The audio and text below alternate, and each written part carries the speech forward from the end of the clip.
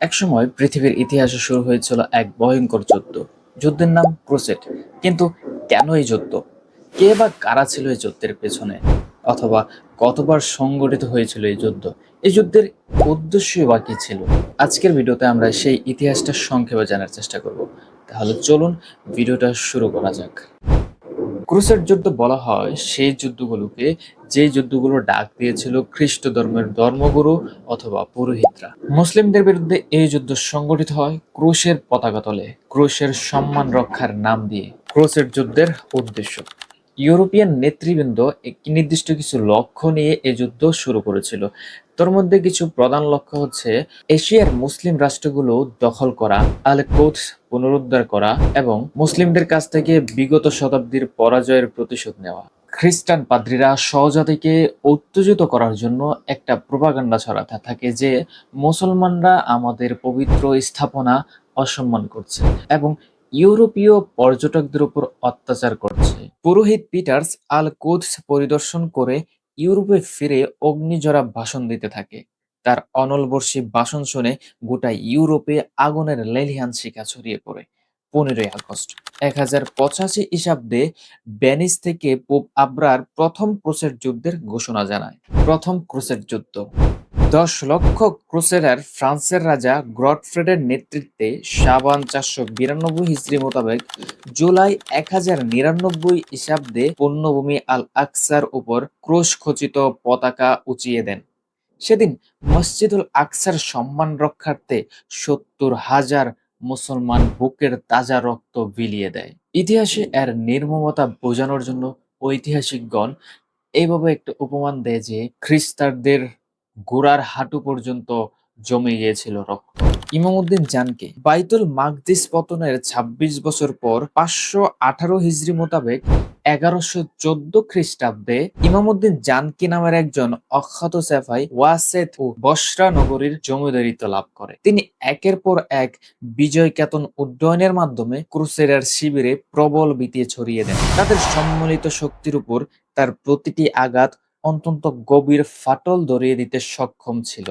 নুরুদ্দিন জানকি ও দ্বিতীয় ক্রুসেড যুদ্ধ: ইমামউদ্দিন জানকির ছেলে নুরুদ্দিন জানকি পিতার ইন্তেকালের পর বিজয় কেতন উড্ডয়ন রাখার এই দুর্লগ্ন মিশনের হাল ধরে। তার নেতৃত্বে জিহাদি কাফেলা অনেক দূর অগ্রসর হয়। জানকি পরিবারের বিজয় দ্বারা প্রতিহত করার জন্য নতুন করে ক্রুসেডার দাবানল জ্বলে ওঠে। 542 হিজরি মোতাবেক 1148 খ্রিস্টাব্দে কয়েক লাখ জার্মান ও ফরাসি সিপাহী সেন্ট বার্নার্ড লুই সপ্তমের নেতৃত্বে বৃহত্তর সামদেশের উপর আক্রমণ করে, কিন্তু 544 হিজরি মোতাবেক 1149 খ্রিস্টাব্দে ভীত সন্ত্রস্ত হয়ে তারা পিছিয়ে আসে। সুলতান সালাউদ্দিন আইয়ুবী ও তৃতীয় ক্রুসেড যুদ্ধ: সুলতান সালাউদ্দিন আইয়ুবী মিশর ও সামদেশে যোগীভূত করার পর রবিউস সানি 583 হিজরি হিত্তিনের ঐতিহাসিক রণাঙ্গনে খ্রিস্টানদের শক্তি নিঃশেষ করে দেন। 27 রজব 583 হিজরি মোতাবেক সেপ্টেম্বরের 1187 খ্রিস্টাব্দে তিনি বাইতুল মাকদিস জয় করেন, যার ফলে ইউরোপিয়ান দেশগুলো 585 হিজরি মোতাবেক 1189 খ্রিস্টাব্দে ফিলিস্তিনের উপর আক্রমণ করে। এই দ্বিতীয় ক্রুসেড যুদ্ধ 4 বছর অব্যাহত থাকে। শাবান 588 হিজরি সেপ্টেম্বর 1192 খ্রিস্টাব্দে ক্রুসেডরা পরাজিত হয়ে ব্যর্থ মনোরথে ফিরে যায়। চতুর্থ ক্রুসেড যুদ্ধ: জার্মান রাজা ষষ্ঠ হেনরি চতুর্থ ক্রুসেড যুদ্ধের ডাক দেন। 591 হিজরি মোতাবেক 1195 খ্রিস্টাব্দে বৃহত্তর শাম দেশের উপর আক্রমণ শুরু করে, কিন্তু মাঝপথে লোকটির মৃত্যু ঘটলে তার এই অভিযান ব্যর্থতায় পর্যবসিত হয়। পঞ্চম ক্রুসেড যুদ্ধ: 618 হিজরি মোতাবেক 1121 খ্রিস্টাব্দে পুনরায় ক্রুসেডদের দাবানল জ্বলে ওঠে। তখন সুলতান সালাউদ্দিন আইয়ুবীর বাতুসপুত্রগণ সম্মিলিত হয়ে জোট বেঁধে একের পর এক রক্তক্ষয়ী সংঘর্ষে ক্রুসেডারদের মুখে শোচনীয় পরাজয়ের চুনকালি মেখে দেন। ষষ্ঠ ক্রুসেড যুদ্ধ ও জার্মানদের হাকে কুৎসের পতন: ষষ্ঠ ক্রুসেড যুদ্ধ 624 হিজরি মোতাবেক 1228 খ্রিস্টাব্দে সংঘটিত হয়। এই যুদ্ধে জার্মান রাজা ফ্রেডরিক দ্বিতীয় নেতৃত্বে ক্রুসেডরা একত্রিত হয়। এই যুদ্ধে মুসলমানরা পিছিয়ে আসতে বাধ্য হয়। তখন একটি বিশেষ চুক্তির অধীনের নির্দিষ্ট মেয়াদের জন্য আল কুদস জার্মানদের হাতে তুলে দেওয়া হয়। 642 হিজরি মোতাবেক 1244 খ্রিস্টাব্দে আল মালিকুস সালেহ এর নেতৃত্বে খাওয়ারেজমি সৈন্যদের সঙ্গ নিয়ে সুলতান আইয়ুবের আমানত আল কুদস পুনরুদ্ধার করে মুসলিমদের হাতে অর্পণ করেন। সুলতান বাইবার্স ও সপ্তম ক্রুসেড যুদ্ধ। ফরাসি রাজা সেন্ট লুইস রোমান প্রধান পুরোহিতের আহ্বানে 1248 খ্রিস্টাব্দে সপ্তম ক্রুসেড যুদ্ধের ডাক দেয়। তারা 2 মুহররম 648 হিজরি মোতাবেক 6 এপ্রিল 1250 খ্রিস্টাব্দে মানসুরা নগরীতে পরাজিত হয়। যুদ্ধবন্দী হিসেবে সেন্ট লুইস ধৃত হয়। 4 বছরের জীবনবন্দি শেষে তাকে দেশে ফেরত পাঠানো হয়। অষ্টম ক্রুসেড যুদ্ধ। 18 বছর পর 668 হিজরি মোতাবেক 1270 খ্রিস্টাব্দে সেন্ট লুইস পুনরায় আক্রমণ শুরু করে, কিন্তু অবরোধ চলাকালে সে অসুস্থ হয়ে পড়ায় নিরুপায় হয়ে ক্রুসেডের ইতি টানতে বাধ্য হয়।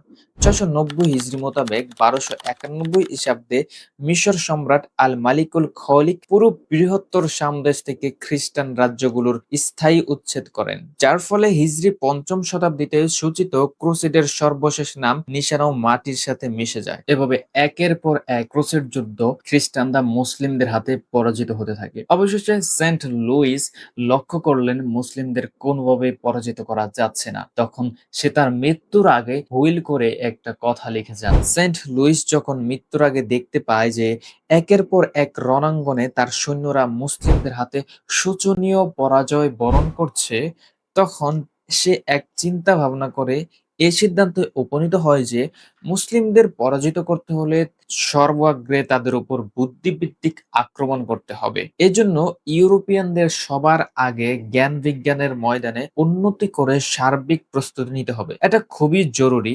সেন্ট লুইস মৃত্যুর আগে তার উইলের মাঝে মুসলিমদের বিরুদ্ধে সফলতা পেতে 4টি সুপারিশ পেশ করে। মুসলিম শাসকদের মাঝে অনৈক্য সৃষ্টি করতে হবে, তাদের মাঝে পুক্তা আকীদা ও মজবুত ঈমানওয়ালা কোনো গোষ্ঠীকে মাথা তুলে দাঁড়াতে দেওয়া যাবে না, মুসলিম সমাজকে অশ্লীলতা, চারিত্রিক পতন ও অর্থনৈতিক দুর্নীতির মাধ্যমে দুর্বল করে ফেলতে হবে। গাজা থেকে আন্তাকিয়া পর্যন্ত একটি বিস্তৃত সম্মিলিত ইউরোপিয়ান সাম্রাজ্য প্রতিষ্ঠা করতে হবে। এই অঞ্চলটি বর্তমানে ফিলিস্তিন, ইসরায়েল ও সামদেশ। ক্রুসেড যুদ্ধগুলোর পরিণতিতে ইউরোপের চিন্তা ভাবনার মাঝে ব্যাপক পরিবর্তন আসে। তারা মুসলিমদের বিরুদ্ধে রণাঙ্গনে লড়াই করার জন্য জ্ঞানগত হাতিয়ার তৈরি করার মনোনিবেশন করে। এভাবে সূচিত হয় বুদ্ধিভিত্তিক ক্রুসেডের এক নতুন অধ্যায়।